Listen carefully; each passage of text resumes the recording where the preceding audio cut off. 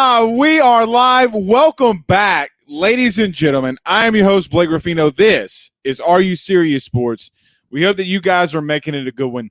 We know that we are as well. A huge show in store for you tonight. We're going to break down some LSU practice from this last week. What did I see? What did I not see? What are some good things that I like? What are maybe some concerns? I will tell you this. There are a lot more positives coming out from what I saw this weekend versus the negatives. There's only one big, and I wouldn't even really call it a negative that I saw this weekend as we did make ourselves, or I made myself out to LSU practice. So we'll break that down. We'll talk about the biggest takeaways. There is one, like I said, there is that one concern, but we'll break all that down. We're going to talk about the coaching staff. What did I like? The principles, the teaching philosophies. What is this coaching staff trying to implement all across the board with this team? I think it was very good, some of the things and the principles that I saw and what they're trying to accomplish very early on. So we'll talk about the coaching staff as well. Mike Thomas, is he an issue down in New Orleans? We will talk about that as well. If a man's not answering a phone call for 3, 4, 5, 6 months, it wouldn't be 6 months, but yeah, maybe because your season ended in January. If he's never answering a phone call, you probably have an address for him. Maybe you want to go see him other than stop answering a phone call. So we'll talk about some of the Mike Thomas stuff. I think that Sean Payton's doing some of the Rudy Poo shit that he always does. We'll talk about that. He might be my Rudy Poo of the week that we will get into at the end of the show. But, guys, I'm very excited for tonight. We got a lot to talk about in reference to some LSU football. But before we get started, we got to thank our good partners over at Believe Podcast, guys. Go over there and subscribe to our YouTube channel. So if you're watching us live right now and you're on YouTube, don't forget to hit that subscribe button and the like button. You can actually hit the down button. So anyone, the like or the down button, it helps us either way. So you like the show, you don't like the show, it doesn't bother me one iota. Also, if you're on Facebook, do me a favor, hit the like button as well. Share it to your Facebook groups. Share it to your social media pages. Also, if you're on Periscope, hit that retweet. And I'm really excited. I got to tell you guys something that I'm kind of – and my wife had been telling me to get on this, but I'm really excited about our TikTok channel. So go over to TikTok for all you TikTok watchers, TikTokiers, and type in AYS Ruffino. And don't forget to hit that plus button. So really excited about our YouTube channel, our TikTok channel. When I announced that we were at practice, it got close to 20,000 views on TikTok. So it was really fun, and I'm glad that you guys gave a lot of feedback. But before we get started, let's get to a couple of these comments, and then we'll talk some LSU football. Paul Batt says, I love that SEC sports bars, bro, are writing off LSU. Please continue to sound like clowns. Mark says on YouTube, it's AYS go time. Kenny says that he's listening from our own vacation. I appreciate that, Kenny. Kirk Paul says good evening to everyone. Derek, Danny, Blaine, Aaron, Dalton, all say let's go, let's get started. And Henry says we are live in this thing. Happy Rudy Poo Monday. It is a Rudy Poo of a Monday. So don't forget at the end of the show to get your Rudy Poos in. So let's do this. Let's pay some bills around this thing, and then let's talk about some LSU practice and some LSU football. None better than our good friends over at GM Varno & Sons and betonline.ag. Guys, with 63 years of experience, nobody is more equipped to service in your vehicle, your RV, your truck than GM Varno & Sons. RV repair, big rig overhauls, motorhome chassis, routine maintenance, tire rotations, tire sales. No job is too big or too small over at GM. Give them a call today at 225-664-9992. That's 225-664-9992. And tell them your good friend, Mr. Blake Ruffino, over at AYS, sent you on by our good friends over at betonline.ag. Guys, all the bets, even if you're a big Cowboys fan, who's going to be the first person to talk on Hard Knocks? You know who every bet is coming through betonline.ag. So get on over today, sign up. You'll get 50% off your first welcome bonus. You want to bet some LSU preseason. You want to bet who is going to win the NFL MVP, who's going to win the Super Bowl. They got it all. And now that it's legal in the state of Louisiana, do your mobile sports gambling never has been a better time. BetOnline.ag, BetOnline.ag.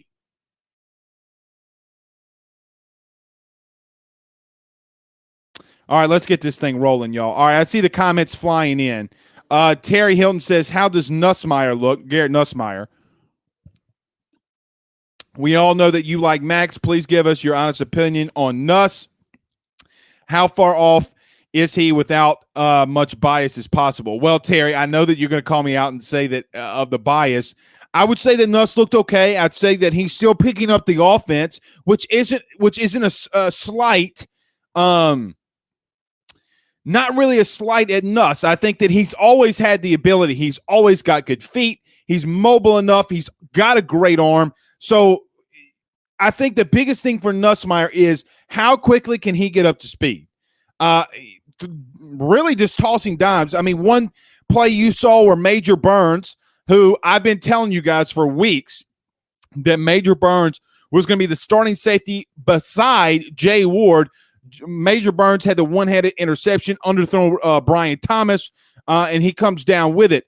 So I think that there's some things, some timing issues. It's not that Nuss doesn't have the arm. People are like, oh, my God, a wide receiver was underthrown. What's going on here? A lot of that has to do with timing. Garrett Nussmeier has a bazooka attached to his right shoulder. So don't act like the man's not got a great arm. So I think that he was good. I like what I saw from Nussmeier.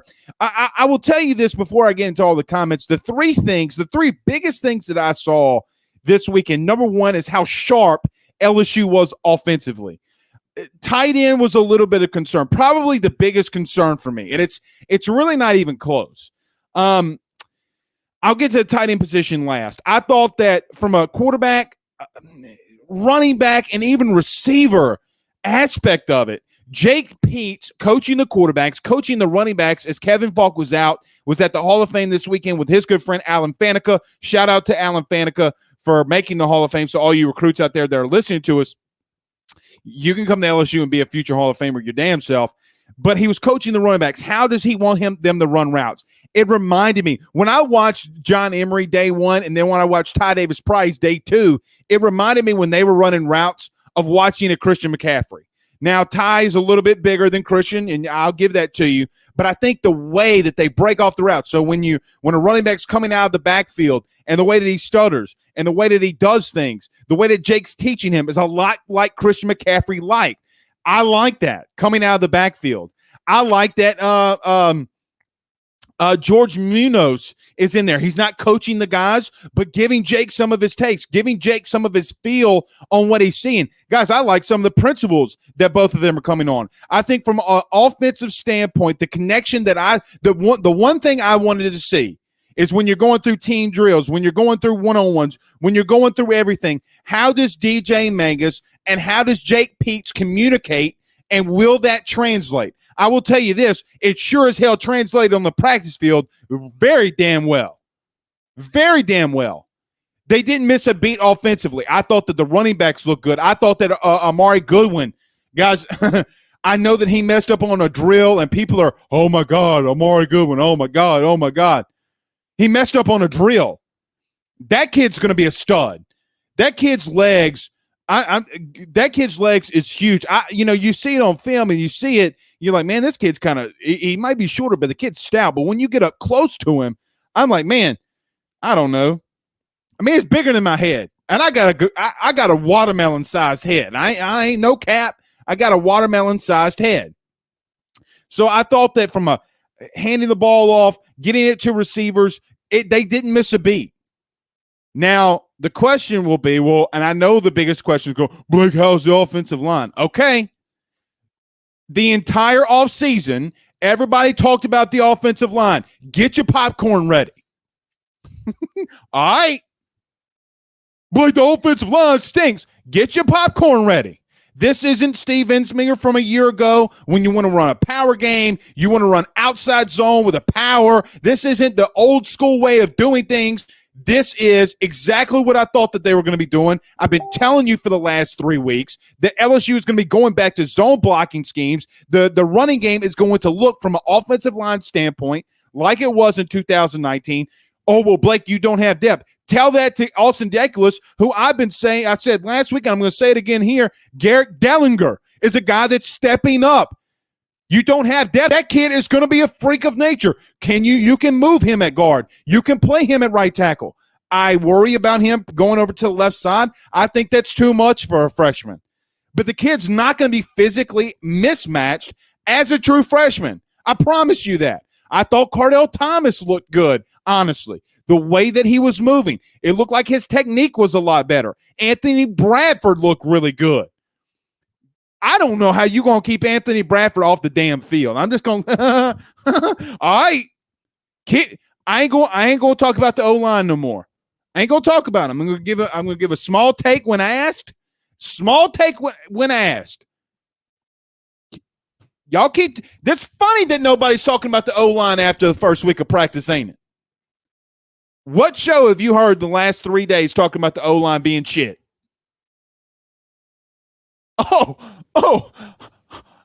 goodness gracious. You hadn't. Huh. Interesting. And the Rudy Poos that are doing it didn't go out and see what we saw. They don't have the access that we got. Oh, the offensive line. People that don't know football, bro. I'll get over to let's go to tight ends and then I'll get over to defense really quickly. Guys, I'm pretty damn worried at tight end. I'm not worried about them from a receiving standpoint. I'm not worried about them from a yak yardage. Can they get up the field? Can they get yards? Can they catch? I'm not worried about any of that. Guys, I'm worried about blocking. You know, the most unsung hero from Joe Burrow, and I'm going to take Joe Burrow's word, and the film doesn't lie in the running game, it's Thaddeus Smalls in 19. Everybody says stop talking about 19, but it did have that feel. Going in 19 and coming in 21, it had that feel. I don't have a lot of confidence currently that Jack Bech, who I think is probably about 210 pounds, I'm not saying he can't. I'm not saying he won't. It's hard for me to see him currently going up against a 290-pound defensive end and wrecking shop. Cole Taylor, and then if you take Bech out, you put Cole Taylor in, and then you telegraph to the entire world that you're about to start running the football. I don't know how they're going to rotate that in and out. Now, can Jack Bech stand his own? Can he stand his ground? I don't really care about the kid's frame right now. I don't care that the kid may or may not have a six-pack of abs. Get that kid bigger so he can physically be okay on the outside of a tackle and be okay in the running game. Because right now, I don't know if he will be. I don't know if he will be. A freak of nature, yes. Going to battle for every yard, yes. Can catch the ball, yes. Can run routes, yes. Blocking an SEC defensive end or an SEC all-caliber linebacker, I have absolutely no idea. I think he'll be okay at linebacker. 290-pound DN, I don't know that. I don't know that. So that is, on this team, my biggest concern, without a question, is tight end. You're thin there, man. You're thin there. I'm going to get to a couple of these comments in just a minute. On the defensive side of things, I thought that Sage Ryan is also a guy. So if we're going to talk freshman, I was going to talk freshman last. I don't know how you keep Sage Ryan off the field. I was hesitant at first to say, because a lot of people have been pumping up Sage Ryan, and I understand that. But, I'm hesitant to talk about guys that are day one starters, guys that no more play in the country. In Mason Smith, he's not going to be a day one starter. I don't mean that in the wrong way. He is going to rotate. He's going to play a shit ton of downs, a shit ton in this defense. But a day one starter, guys, understand what you're saying. Sage Ryan, man, he looked smooth, y'all. He looked smooth. As Buddy Sanji said after practice, he looked smoother than a baby's butt on how he was out of his breaks, how he was catching the ball, how he was covering in the slot, how he blitzed, how he came back, how he was in the back end, how he was covering, how he did zone, how he did man. Guys, that kid's smooth now. There's a reason that kid was a 5-star. You guys know how often I am cryptic about saying, man, be hesitant, be hesitant. I'm not hesitant on him whatsoever. There are some things that I might be hesitant on moving forward with some other cats and some other individuals, but not him. Not him. I do have a feeling watching the DB core in this first week, I do have a feeling that they're going to cover people like a Snuggie. Not a Dougie, a Snuggie. All right. Been warning you guys about Major Burns. I've been warning you about Jay Ward. Been warning you about Dwight McGlothern. Something I saw too is Corey Raymond. They were going through reps, and Dwight McGlothern is going through a rep against Eli Ricks, and he's using perfect form. And Corey Raymond's like, "Do it again, do it again, guys. This is perfect form. This is exactly how you're supposed to be doing it." Talking about Dwight McGlothern. I don't know how you keep him off the field. Now, to say that you're coming from the worst pass defense in the SEC to the best, that's a tall leap. But guys, they have the athletes. Let's make this known on August the 9th. If LSU starts struggling in the back end, it is not because they don't have talent. If they start struggling in the back end, it's because I don't want to say scheme, but I don't think scheme's going to be an issue. Durante Jones, who was fiery, who showed his energy a lot like Jake Peets and DJ Mangas. Major Burns getting an interception, and the whole defense is going hype. It's like you put on a Boosie song, and the whole defense is just livening it up. Linebackers, I thought was okay. I think they're still trying to battle out who's going to start there. Mike Jones. Who Mike Jones? Yo, Mike Jones ain't no joke. I think they're going to battle it there. One thing I did like too, is Glenn Logan did look a lot leaner. I mean, the roster here has Glenn Logan at 303. So, guys, Glenn Logan going from 325 pounds to 303. I don't know if Glenn Logan's touching 300 pounds right now. Glenn Logan will not be 300 pounds at the end of camp. I can promise you that. Joseph Evans, listening at 306. I don't know if that kid's going to be over 306. So I think that they're doing some things to make sure that these guys are trend down, the body fat's down, they're gaining a lot of muscle. I thought a lot of these guys looked good. The only concern that I would have defensively, I mean, what are you going to do with Cardell Flott? What are you going to do with Sage Ryan? Can Sage pick it up? And linebacker. I still have my worries at linebacker. Now, can the D-line give this linebacking core some time? Is this D-line going to get blown off the football? Are you going to give up 307 rushing yards to Ole Miss? I don't know that. But I think that they have a lot of athletic bodies there that can get them out there. A lot of athletic bodies. So we'll see. All right, let's get to a couple of these comments. Paul says Peyton hasn't been the same since he tried CrossFit. Maybe talking about Sean Payton. That man's, of course, he's doing CrossFit. Mark says, hashtag ask Blake, how's the new studio going? Good. It's raining way too damn much. Colin Thibodeau says this year the offense may have to pass to 7 runs. What Colin's trying to say. The run game finds their footing. Well, they didn't miss a beat. No balls dropped the ground. Balls were not. Don't get perverted on this one. Balls were not touching ground this weekend. Understand what I'm telling you. Either the offense is coming up with it, the defense coming up with it. Balls aren't hitting the ground. Jacob says Major Burn, Todd Harris, Jordan Tolles, or one of the freshmen. I think right now, Jacob, it is, well, I don't even think. I mean, the starters are at safety are Jay Ward and Major Burns. It is Jay Ward and Major Burns. Brian Thomas was a guy that, we're talking about freshmen. I mean, look, you got Brian Thomas going against one-on-one against Eli Ricks. Eli Ricks ain't winning those battles right now. Let me say that again. Let me say that again because I know that you're going to take a double take of what I'm just telling you. Brian Thomas, the wide receiver out of Walker, is going one-on-one against Elias Ricks, and Eli Ricks ain't winning them battles right now. He's winning a couple. He ain't winning all of them. That's a freshman. Chris Hilton, talking about another kid that's smooth.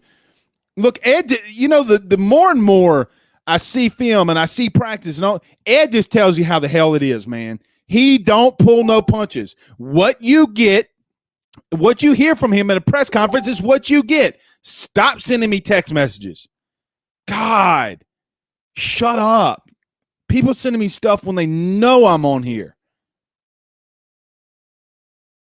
So stupid. That's my fault for not turning it off. Henry Pooh Bear says Roman Harper just said Max being left-handed gives us an advantage. I don't know why he would say. I mean, I know why he's saying that. I thought Max was bigger than a lot bigger than last year. I thought that he was a little string beanie.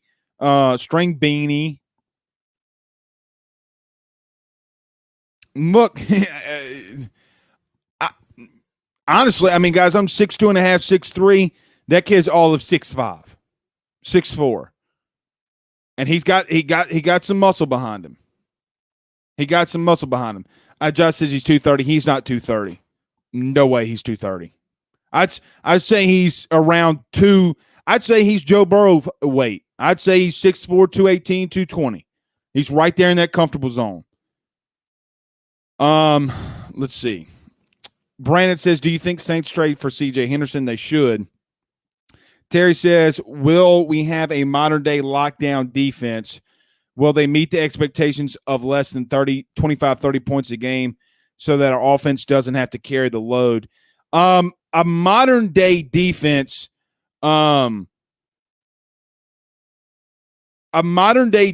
maybe. Guys, again, there's not a position group that you don't have talent. I think I do. My feeling is in this coaching staff, Andre Carter, Blake Baker, Corey Raymond, Durante Jones, et cetera, et cetera. You can go on the offensive side. Guys, Durante ain't got to say things more than once.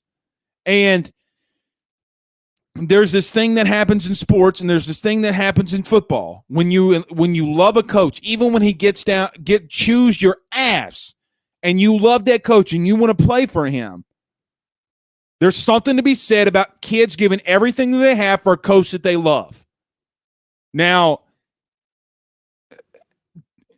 I don't know how to explain it other than it's just a very good connection. Another thing in that, the communication from the defensive back room.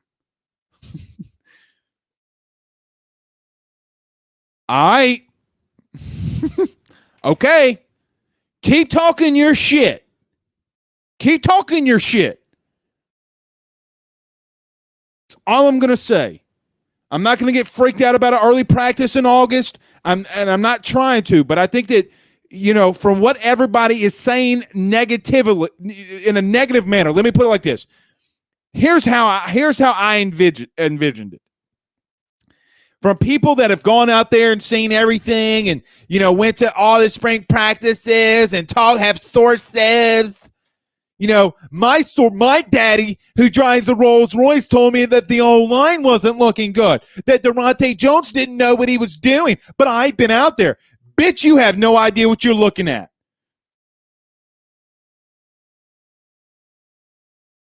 Quarterbacks are supposed to be missing receivers. Quarterbacks are supposed to be having fumbles to the running back. Quarterbacks are not supposed to be able to get checks at the line of scrimmage. Wide receivers are missing balls. O-line's missing blocks. D-line's getting blown off the ball. Linebackers can't do shit. The wide receivers are absolutely beating the Rudy Poo out of the DB room. If you ask some people here locally, that's what the hell that was going on. That's not going on right now.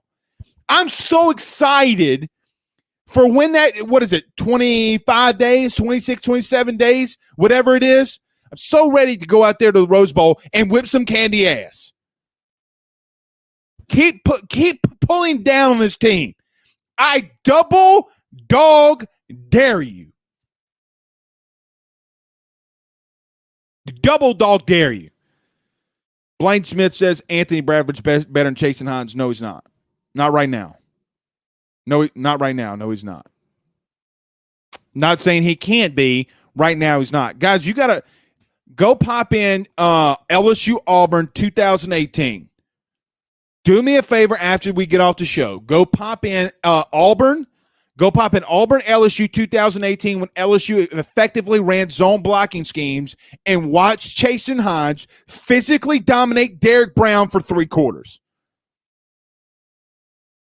Chasen Hines in a right scheme and a right offseason can be effective, and he can be really good. Not saying that Anthony Bradford won't be. Not saying Anthony Bradford won't rotate in and out with Chasen Hines, but Chasen Hines has it. You got to be able to give it to him. You got to give him the good stuff. You got to have communication. You got to run good stuff for your O-line too. When you're sending 6 and you got 5 in to protect, It's not easy for O-line when you send one more guy than you have blockers. It's not easy. By the way, John Emery looked really good too.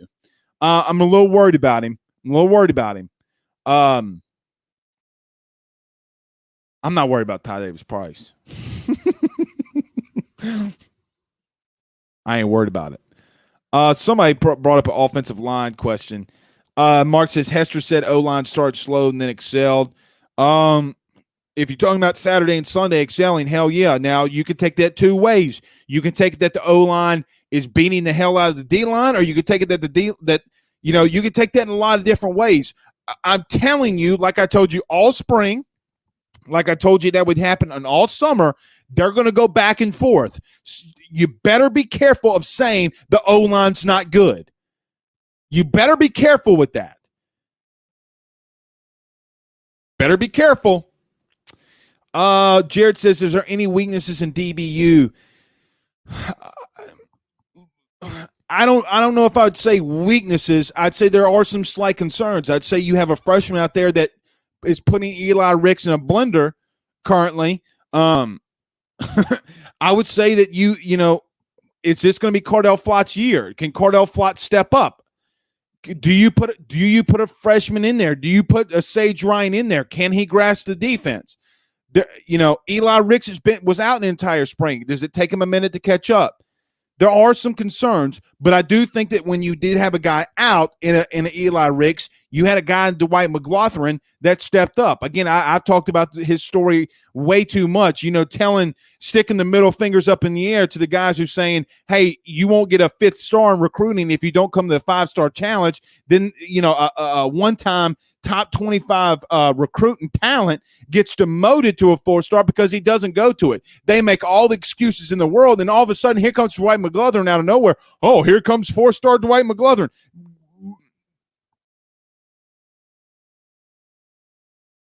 Come on now.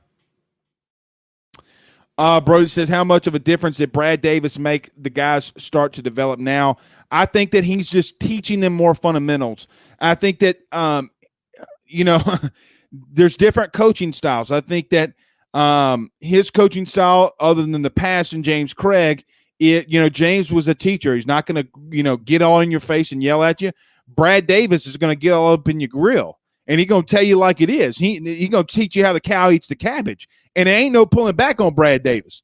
Some of you know exactly why I know that. But the technique. So I'll give you an example. A lot of people think when you're on the D-line, the D-line, all D-linemen want to do is get their hands on you. They want to shoot. They want to get their hands on you. As an offensive lineman, yeah, you want to get your hands in on a defensive lineman, but you want to keep them closer to you. You want to keep that D lineman closer to you because when you're close and tight and you're close body to body, defensive linemen that put their hands out and they want to do moves, they want to rip through, they want to rip, they want to swim, they want to spin. When you have a guy that's that close to you, it's really hard to get, to start moving. It's really hard to make that rip move to get on the outside. It's really hard to swipe. I mean, those are the small things that I saw Brad Davis talking about, getting hit to hip in zone blocking schemes. Look, if you're going to be blocking a backside end, you want to get your hip, you want to get your hands, and you want to get half that man, and you want to get vertical. Those are small things that I didn't see from James Craig. Those small little simplifications, if you will, are things that I didn't necessarily see from James. And look, there were some things that I thought that he did that were really good, but you don't do it right, I'm going to get your ass. And it's funny the intensity that Brad Davis is bringing. God bless any O-lineman that gives up a sack. And it's their fault. God bless them. Brand says, which defensive player impressed you the most? I'd say impressed me. I'd say Sage Ryan shocked me a little. I kind of got a little bit of a jolt when I saw him. I tell you, man, Glenn Logan kind of shocked me. I mean, look, going from 325 and then being out during the spring a little, being less than 300 pounds. I mean, look, the kid's serious now. The kid's serious. I mean, I thought that he looked good. I thought he looked really good. I think Mason Smith, as an imposing factor, kind of shocked me. You don't realize how big that kid is. You don't realize how big Mason is, and he's a mamma jamma. Robert Law says, hashtag ask Blake, what is the position battle? What do you mean? Robert, I'm going to need you to break that down. What do you mean? Mark said O-line won some and D-line won some, basically. Yeah, I mean, look, they're just they're battling it out.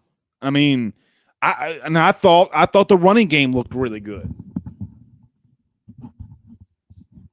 Guys, you can run the football. You can do a lot of things in this offense they're going to run. Navy MM2 on YouTube says, can't wait for UCLA and the season. Go Tigers. And Zach says, Sage Ryan is a beast. Our secondary is scary if they have good communication. Again, there's a couple of things there. Can Sage pick it up? There's not a slight to his intelligence. I mean, look, for the family that he comes from, there's nobody that's going to have a more of a football IQ than an individual that comes from the background that Sage Ryan comes from. You know, Trev, Falk, Kev. I mean, I'm not going to – the kid's just got some serious football IQ. The question is, and what a lot of freshmen struggle with, is not only communication, it's not only just how fast things move, not only in college football, but the SEC, but can he pick up on the terminology? Can he pick up on what he needs to do in his zone coverage? Hey, Durante Jones is making a check, whatever the check's going to look like. Beep, beep, beep, beep, beep, beep. He makes a check on the sidelines, and they get it in. You go from a man to a zone. Does he know what he's supposed to be doing there? I mean, those are a lot of things that sometimes can overwhelm freshmen. So, to say he's a day one guy, I don't know. He's not going to be a day one guy. And look, Jack Bech is a day one guy out of necessity more than he is a day one guy because of freakish athlete. Now, is he a freak athlete? Yes. But again, you don't have the depth at tight end like you do at safety. And it's good to be able to have a big body guy, a big body slot that can run and tackle. Stephen Miller, my good friend, what's up, brother? He says, laughing at the fools thinking this is going to be a one-score game. You know, there's so many different takes on this UCLA game. Guys, don't freak out when UCLA scores points. Don't freak out when UCLA gets a lot of yardage. I say a lot of yardage. I mean, I shouldn't say a lot of yardage, but you can't freak out. Mark says, tight end Cole Taylor, Nick Storrs, and Jack Bech. Yeah, guys, I don't know about Nick Storrs. He was out there. Guys, I think that Nick Storrs is done. And it sucks because, you know, he had a playing career that on the diamond ended too early. And now, I mean, look, and you could tell he was laboring a little bit. I couldn't really tell what the issue was, and but that sucks. Kenny says, I'm hearing Major Burns is very good vocal leader. Yeah, he chirps out there. I mean, having Major Burns out there and being vocal is not going to be a problem. It's not going to be a problem. Stephen Miller says, your boy Zach Van Rosenberg was raving about the Nuss bus. I love it. See, all that doom and gloom was just BS. And yeah, that's why I'm trying to bring it in here. I'm going to get to this comment. Josh says Max is 230. Max Johnson is not 230. Max Johnson is not 230 pounds. I promise you. Not 230 pounds. I promise you he's not 230 pounds.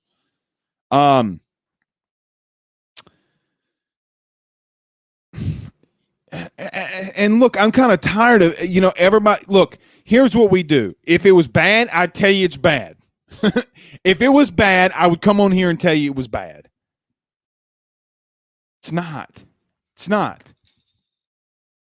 It's not. There's only a few concerns, okay, but nothing's bad. Nothing's. You would feel because of the pressure from the outside coming into this team that they would look like, what was the beginning of the water boy? Well, I mean, I don't know how you would characterize that, but I felt like if you would have just listened to media, outside of myself, if you would have listened to media for God knows how long, you would have been going to the Bad News Bears, the beginning of Waterboy, when everybody sucked, and then you go out there, and then all of a sudden you got a guy like Bobby Boucher, and your team's doing great. I mean, that's basically what I felt like.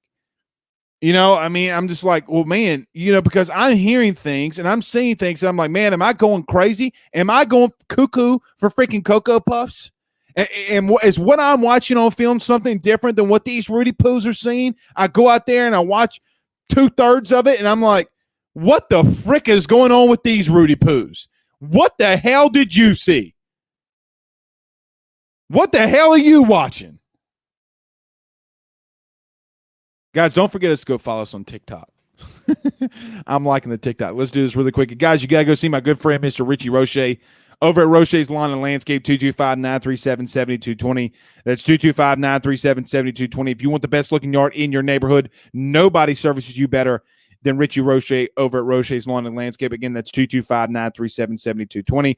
My good friend John Patton over at GMFS Mortgage, serving your community since 1999. 225-614-1234. That's 225-614-1234. Buying a new home, saving money on the mortgage that you have now, guys, or even doing that cash out refi. The timing has never been better. Get in touch with John Patton today. Again, there's 225-614-1234. Guys, he's doing our house. He's going to be doing the studio. I mean, there's so many different things that John Patton can do. And look, the worst thing that you can do is you call John. He tells you that there's nothing he can do for you. And then everybody goes on their merry way. But if you want to save $200, $300, $400, $500 a month, you got to get in touch with John Patton. Again, that's 225-614-1234. All righty. Mark says, who Mike Jones? My wife asked me why I got to say that every time. Baby, you didn't grow up in the same hood I did. Megan, do you know what Mike Jones's phone number is? She didn't grow up in the same hood I grew up from, y'all. 281-330-8004. Back then, they didn't want me. Now I'm hot. They all on me. Just telling you, bro. Mike Jones. And everybody loves it. Brandon Reese says, the good thing is that most of the positions have depth. See, and Brandon is right here. Here's been my issue all off season when people say that LSU at position groups don't have depth. What do you mean by they don't have depth? There's one thing to not have depth. There's one thing to not have bodies. There's another thing to have bodies and not have a lot of guys experienced. There's another thing to say that, hey, you got, there's so many different ways you can go about that. If you don't have the bodies, then you don't have depth. You don't have depth at tight end. I would not be shocked in the slightest if you had a defensive end, maybe a linebacker, that moved his happy self over to tight end. Athletic freak that can go over to tight end. Would not shock me in the slightest because, guys, Cole Taylor goes down, you're down to Jack Besh. Jack Besh goes down, you're down to Cole Taylor. And then you got a handful of walk-ons, and you ain't going to play them. That ain't going to happen. It ain't going to happen. I would not be shocked at the end of this. They move a tight end. Speaking of tight end, a lot of people have been asking me about Devontae Lee. Guys, he's running at number 3 right now. I mean, he was running at 3. And so was Coy Moore, and so was Trey Palmer. I thought Trey Palmer looked fantastic. I mean, fantastic in the way catching the football. And the kid's electric. Not a lot of drop passes. I thought the philosophies that DJ – here's in the vision that I saw. DJ Mangus, and then I rewinded my life and my brain back to 2019. I'm like, hey, who in the hell is this guy, Joe? I mean, I know who Joe Brady is, but what's he saying? What Joe's saying? Skirt. Then we fast forward, and that's what saying, guys, if you closed your eyes and you listened to what DJ said, and then you rewind your brain back to 19, you close your eyes, you don't know what – damn, Joe Brady left? From a teaching standpoint, don't blow my DMs up with that comment. Don't blow them up. I'm just telling you from a philosophy standpoint. Gary Daniels, is that just Gary's? Are you the Gary Daniels that calls the games on CBS? Bradley says flight will start week 1. Very possible. Very possible. And look, it could come down to as well that they feel comfortable with Cardale. Could be possible with that. I could see that. I could see that. Stephen Miller says, still trying to figure out who started the narrative that Max Johnson was just a running quarterback. Look, I don't know that. I mean, I know who probably started it. The same guy who said he was a check down Charlie's probably the one that started it.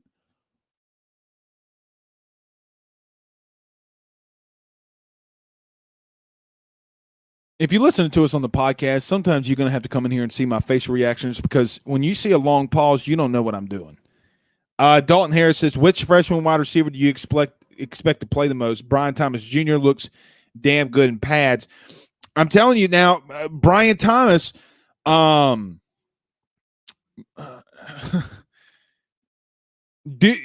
give me a thumbs up if you think Eli Ricks is going to be a dog. If you give me a thumbs up in the comments that Eli Ricks is going to be a dog, which I'm right there with you. I can't put the thumbs up in there. If you think he's going to be a dog, just know that there's times where BTJ was making a name for himself. I think Chris Hilton's smooth.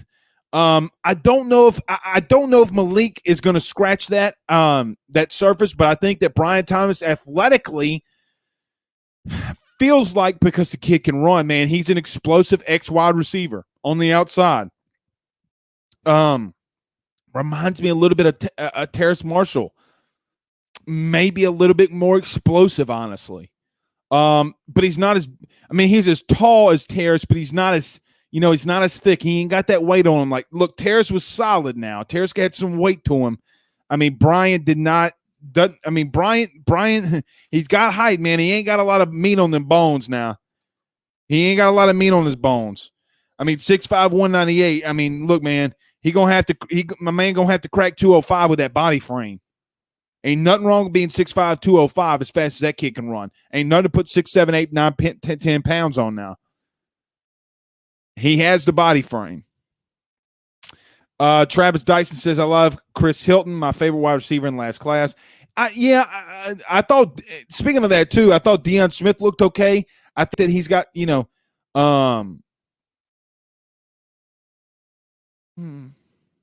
I think, he's going to be all right, but I think he just needs to maybe fundamentals a little bit. He played really high. He just played really high. He's gonna have to get some fundamental a little bit better. But look, let me say this about Deion Smith though.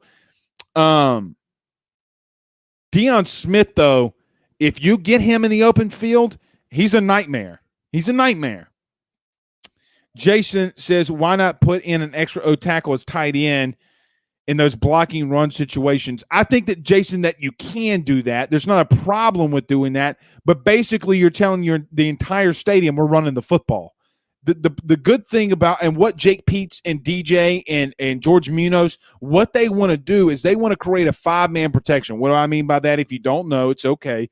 Is you want to have the left tackle, left guard, center, right guard, right tackle. You want to keep those 5 guys in. Maybe you have a running back that chips a defensive end or a blitzing linebacker, whatever it might be. You remember when Clyde got motioned against Texas? He melted the guy in the hole. You know what the rest is history on that 3rd and 17. Joe makes a little move, gives it to JJ. We're off to the house. There are some small things that you can do there. You had Thaddeus Moss that would split out wide. You remember the catch against Alabama, man's out wide.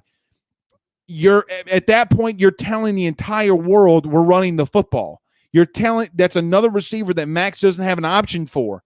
So that there's a reason that you have to have explosive tight ends, because you have no idea if he's going to block, if he starts if he gives you a little delay block, and if he starts going in on the zone and he hits a defensive end, you're like, okay, well, this is a run, and then all of a sudden he releases, then you have a big issue. An O-lineman ain't going to do that. And there's not an O-lineman on this team right now outside of Charles Turner who you can't move because he's your backup center that you can't move over to tight end. There's a lot of concerns at that tight end position for me. A lot of concerns. Now, that when I say concern, I don't mean catching the football. I don't mean running routes. That's not an issue for me. And I do think Cole Taylor could be okay at run blocking. But, man, God almighty, Look, it's a concern for me, guys. I'm just going to tell you. The same way that I'm telling you that tight end is a concern is if I would have saw something that I didn't like, then I would come out here and tell you. Going to be doing it again this week. If there's something I don't like, I'm going to come out here and tell you. I promise you that. Good thing is they had a lot of guys in non-contact jerseys, but those guys in non-contact jerseys running full speed. You got to stay healthy. The teams that normally stay healthy are the teams that are there at the end. If you go and look at it, the teams that have the least amount of players on the injury report are usually the teams that you see in the top 10. I mean, I'm talking about the chalky teams now. Talking about the chalky teams.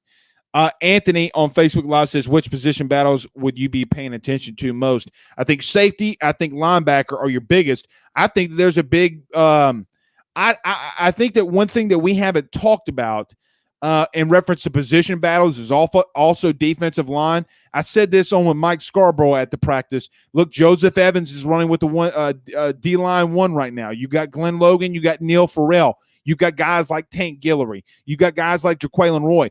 Jaquelin Roy is going to start, guys. I'm just telling you that right now. I don't care what order Ed wants to put him in right now. Jaquelin Roy is going to start. Mason Smith, defensive end. Andre Anthony, B.J. Ojulari, Ali Gay, Sonny Fanu, and then you got the young Thundercats that I haven't even talked about, and Savion Jones. First off, let's talk about Savion Jones for a hot damn minute. Good googly moogly. Look, I don't know if this isn't Ed's best class, y'all. Recruiting-wise, shit, no. This is the best class. I would make the argument. Let me tell you what I'm about to do here. I'd make the argument that this is Ed's best class since he's been here, even when he was an assistant under Les. I think that this is the best recruiting class that you've had from guys that can come in and play currently and guys that are ready to go and guys that are athletic freaks. Look, you keep giving. Let me tell you one gosh darn thing. Let Ed continue to have success. Let Ed continue to recruit the way that he's recruiting. Some things Ed's got to clean up, and I get it. Some things Ed's got to clean up, and I think, with experience as a head coach, he will do that. I'm a little bit more lenient on Ed than some at times. I think he does some stupid stuff sometimes. I think he does some brilliant stuff at times. When it comes to recruiting, the man's a guide dog genius. I don't need 247 to tell me anything. I don't need Rivals to tell me a guide dog thing. And I sure as hell don't need On 3 to tell me a Rudy Poo thing, because I know what my eyeballs are telling me. When I look at a guy like Savion Jones, when I look at a guy like Mason Smith, when I look at a guy like Bryce Langston, and then I look at Landon Jackson, and I'm thinking to myself, wait, that's your freaking recruiting class? Now, the only slight that I'm going to give them is maybe from an offensive line standpoint, yeah, you can make that argument. They got to get some bodies in there. But they also got 14 guys that are on scholarship. Let's read this off. I should have done this before I got started. Let's see. 1, 2, 3, 4, 5, 6, 7, 8, 9, 10, 11, 12, 13, 14, 15, 16 kids on scholarship from the O-line. We have a depth problem. We have a depth problem. There's a difference between depth and experience. Y'all, they about to make me act a guide dog fool. See, I got a lot of thumbs in here. People talking about if everybody thinks Eli Ricks is a dog, and you got a lot of them in here. Well, then let me tell you this. If you think he's a dog, Brian Thomas is getting some. All right. So.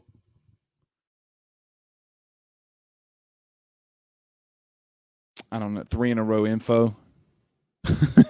Henry says, what's a fullback? LSU ain't got one. Tank Guillory's their fullback. I probably shouldn't have said that. Oh, God. I shouldn't have said that.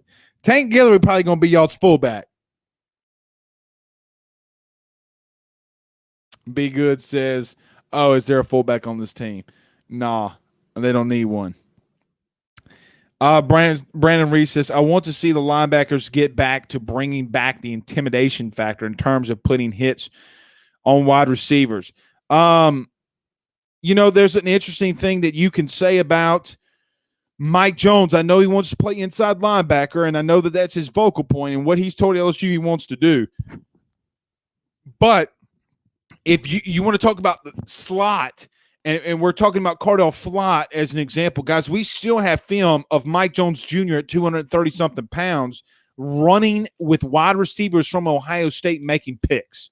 So, I mean, they're not forging this. I'm telling you, they're not forging this one. Mike Jones is 19. Where's 19? Yeah, Mike Jones is 234 pounds. Kid, 200. I said he was 235 pounds last week. A kid's 235 pounds running with wide receivers. If you have an issue where you need to put him in the slot, you can. It's like Jabril Cox a little bit, but a guy that can actually defend the run a little bit better. But you got to have your defensive line that controls the line of scrimmage a lot better than they did last year too.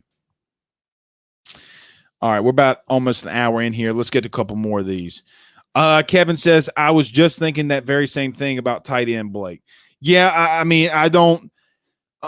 I could very well see. I can very well see LSU moving a defensive end that might not be playing as much from a depth perspective to move him over there.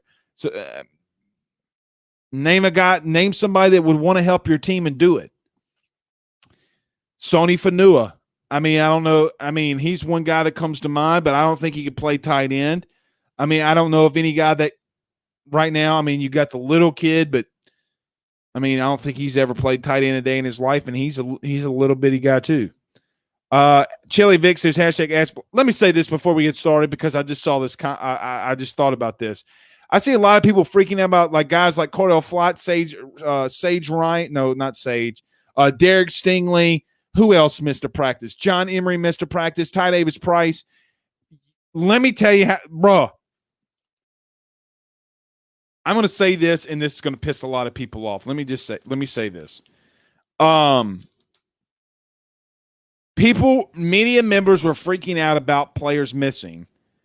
And instead of waiting, asking the staff like they should have done, what's going on, since it's a great observation to say,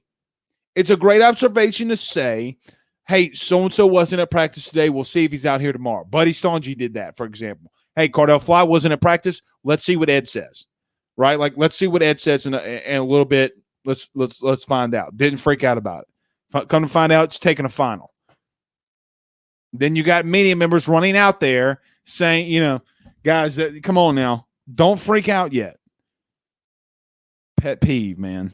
Come on. There's more things that you don't run than you run. D Payne, the GOAT, sounds very French of you, says Tommy Moffitt says he'll have Brian Thomas Jr. 220 before he leaves. I could see that. He's got the frame that I think he could do it. Jared Roche asked, which running back has better speed? I'd say Amari Goodwin seemed to be he reminded me very Clyde Edwards-Helaire with speed. Got to see if he can catch the ball, though. Mark says, #ask Blake, how many total touchdowns, rush, and pass does Max get this year? 29 pass, 14 run. I don't think you get 14 run just due to the simple nature that basically due to the simple nature that you have a true freshman quarterback and then walk on behind him. I don't know if they're going to put Max in that much of harm's way. I can't necessarily see that, right? So to say 14 now, if I don't know if you guys saw the video, but if Miles Brennan comes back, can you start doing some things? Absolutely, we'll see. But people that are going to harp and bitch and complain and moan, that Miles Brennan's going to be your second string quarterback when he comes back, you better think think very long about that one. Think very long about that one. You just better be glad hope Nussmeier doesn't want to leave if Miles comes back and he's, because this kid could have a scenario where he's got 2 years of eligibility. If I'm Ed, I wouldn't give it to him. I like this one from Kevin. Kevin says, I think Landon Jackson played some tight end in high school. Correct me if I'm wrong, though. I need to check on that. But he's a guy that I think, that's Kevin. Look, I like that. Now, I don't know if the kid doesn't want to play. He might want to play DN now. I mean, you'd have to ask him. And I'd ask him and tell him he can move back when the time, but we need some depth right now. Wait till Jake Johnson gets in here. I'm gonna Kevin, I might make some phone calls on that one. Buddy, Jason says, Buddy and Scarborough day 3 recap. We're talking about possibly 3 deep on D line. That's true. Do you think that they'll be able to rotate 3 different D lineman units and keep them all rested and less injuries? Yeah, I think they can do it. I think that they could do it. Aaron Adams says Coach O knows how to address the roster issues in the portal during recruiting. Yeah, he does. People saying that man's not a good recruiter. Steve Tidwell says we have the talent, but have you seen them coming together as a collective team? Steve, I think that's a good question. Yes, especially defensively. And look, I thought Max, for credit to give to him, I thought that Max was a little bit more vocal than I thought he'd be. I thought Max was a little bit more vocal than I thought he'd be. There goes the camera. As soon as my son gets on his Rudy Poohin thing. All right, let's do this. We'll call it there. It's a good question, though, Steve. Yes, to give you that answer, yes. No questions asked. A lot more vocal than I thought that Max would be. LSU Odyssey says Landon caught 1 or 2 touchdowns, but he also got hurt playing tight end in practice. Got to put him out there. You don't have a choice. If you can ask him and he'll say yes, you don't have a choice. You're gonna have to probably move somebody over there. You don't have a choice anymore. And let me tell you something. If the kid can catch, if he can catch that Rudy Poohin ball, you got to move him over there.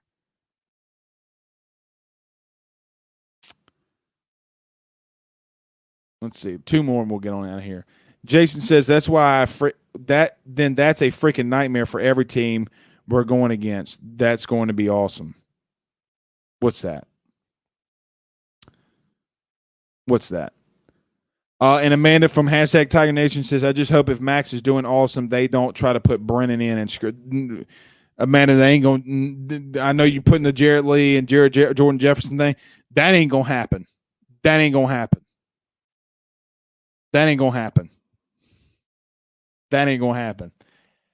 Ed ain't that dumb. Jeffrey says, is somebody at tight end out? Yeah, Nick Storrs is out for the rest of the year.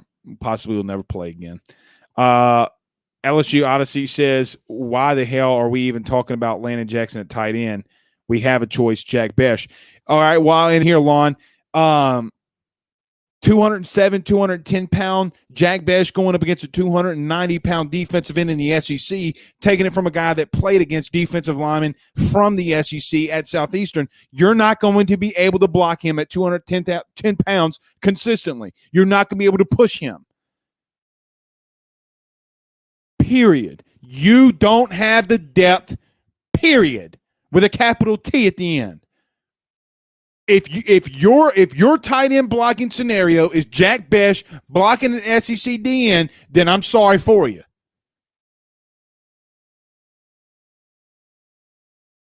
Lon, I'm not getting in a battle with you.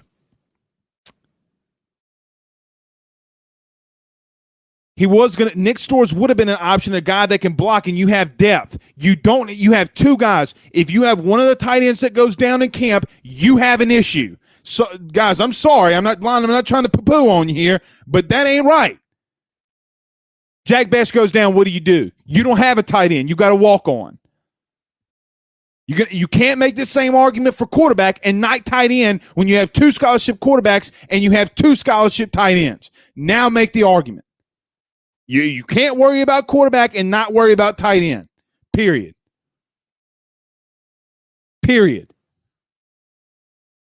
End of story. Let's get out of here. Terry will end it on there. Is running the table a legitimate argument now that you have seen the scheme and talent? Like I said last week, I'll keep the same. You got the talent to run the table.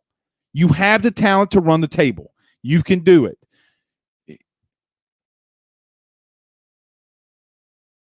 You can do it. It's not easy. You can do it. It's going to be hard. Or it's always hard. So when I say that, it's always hard. It's always hard to run that table. We're out of here. See you tomorrow, guys. Peace out, Girl Scouts. Have a good night.